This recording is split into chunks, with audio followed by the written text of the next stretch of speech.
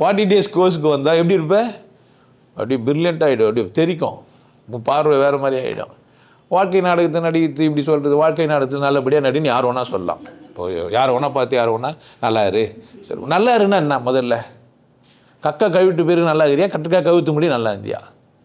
இப்போ கக்கா கவிட்டு நல்லா இருன்னு சொல்கிறேன், பேலவே வரல, கக்காவே பேரல, நீ போய் கிடக்குன்னு டாய்லெட்டில் போய் சூத்த கவின்னு வர நல்லாவா இருக்கான்?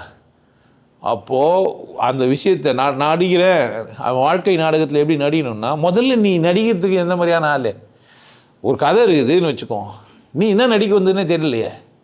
வாழ்க்கை நாடகத்தில் உன்னுடைய பாத்திரம் என்ன, நீ என்ன ரோல் எடுத்து நடிக்க போகிற, அதுவே உனக்கு தெரியலையே. ஆனால் என்கிட்ட வந்தேன்னா நீ ஹீரோ ஆகிடுவேன். ஹீரோ ஆகினோடனே என்னை வந்து வில்லனாக்க பார்ப்பேன் உடனே. இதுதான் பிரச்சனை. இந்த வரம் குத்தா சிவன் தள்ளி கை வச்சு பார்க்கலான்னு வந்தாங்கல்ல, அதுமாதிரி யாருன்னா கிருஷ்ண பரமாத்மா வந்து தான் நம்மளை காப்பாற்ற வேண்டியது இருக்குன்ட்டு நானே கிருஷ்ண பரமாத்மாவும் ஆகி டான்ஸ் ஆகிட்டுருவேன்.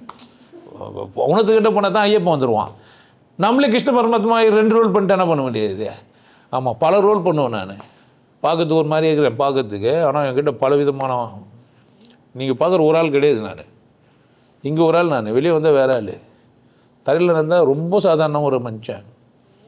இன்னொன்று 3 இடத்துல போனால் பம்பின்னு நிற்பேன். உங்களுக்கு ஆச்சரியமாக இருக்கும், இருந்தாலும் இவ்வளோ பேசுகிறாளா, இப்படி பண்ணுங்கிறான் அப்படின்னு வேணும்னே வேடிக்கை பார்க்கறதுக்கே செய்வேன் நான்.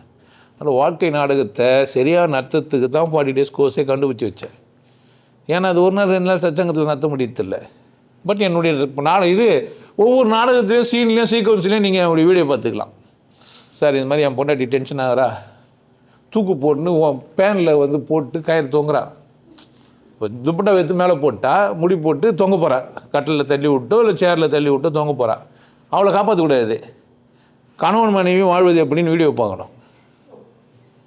அந்த நேரத்தில் பார்த்தேன்னா அதில் சொல்லியிருப்பேன் என்ன நான் பண்ணணுன்ட்டு. இது மாதிரி அந்த வீடியோவை கிட்ட போட்டு கேட்டேன்னு வச்சுங்க, அப்போனா நம்ம தூக்கு போட்ட பேர் இன்னும் சந்தோஷமாக இருப்பான் உங்களுக்கு ஆளுன்ட்டு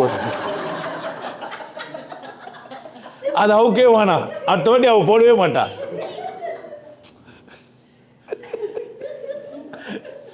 அந்த சீக்வன்ஸுக்கு அந்த மாதிரி ஒரு எந்த மாதிரியான ஒரு சிக்கலான ஒரு ஸ்க்ரீன் வரும்ல, அந்த சீக்வன்ஸுக்கு நாடகத்துக்குன்னு ஒரு 1000க்கு மேற்பட்ட வீடியோக்களை போட்டு வச்சு நான் செந்தில் வர ஷார்ட் பண்ணி வச்சுக்கிறேன். சின்னதாக நீங்கள் சிம்பிளாக கூட அடிச்சிக்கலாம்.